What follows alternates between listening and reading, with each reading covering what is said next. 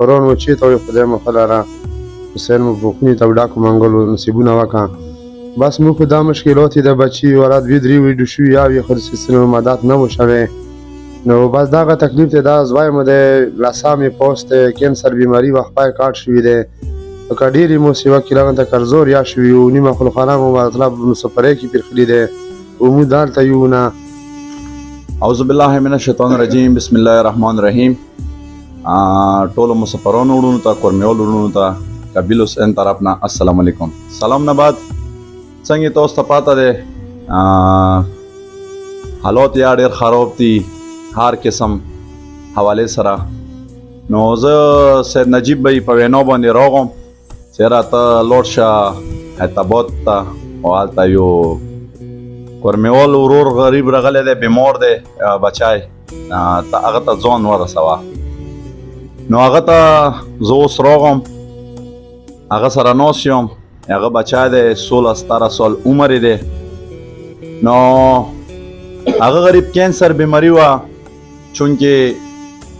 بیماری اوس ختمه شوه خو خپای غریب ډیمیج شوي دی خپای ته نه پرې کړي دی کاټې کړي دی اوس دوباره بیا هغه غوندې کې څه زخم ورته جوړ شوی دی راغلی دی نو زه ټولو کورمیولو وروڼو ته یا یم مسافرینو وروڼو ته یا یم چې څومره سپورټ کوای شوی امو دا چیریټي کازمی چیریټي فاونډیشن سپورټ کوي چې مزید مو نورو داسې بیمارانو سره هیلپ وکړو نورو څه وکړو څنګه دا ورور غریب تاسو کسو یې ناست دی چې دې مو ته اوس خبره وکړه چې ما خدای نه سوا هیڅوګیا نشته دي نو خدای دې دې بچی ته صحت کامله ورکړي خدای دې ته بچی زنده وساتلی کړي څومره سپورټ کوای شوي مزید تاسو سپورټ وکړئ نو سید نجیب بھائی دې ته زه د 20,000 روپۍ حواله کوم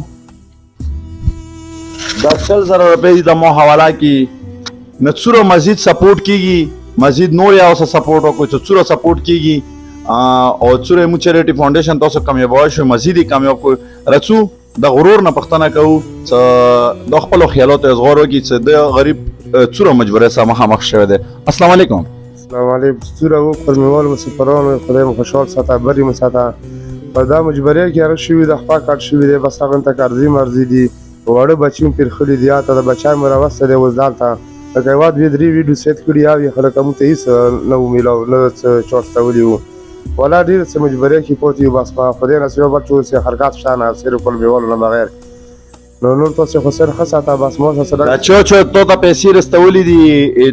دوی ته دعوا وکړه سید نجیب بھائی د 15,000 روپۍ خپل ځان طرفه کې او نور چا سره تعاون وکړو دینه پاس ورڅه کوي نو هغوی ته دعوا وکړه او سید نجیب طرفه مې راغلي دي متغا حسین خراب ما ته بری مو موریا خدای هغه ته ورکړه نور چا مدد کړی دی خدای دوی ته خوشحالي عمر کا خلک ته سفر وکړي په داسې مجبورۍ کې پاتې یو چې بس لږ مدد وشي ډېر چې بس پریشانۍ کې هم ته پراته یو بس ډېره مهرباني خپل ورور قبیل ته ورکړو اجازه السلام علیکم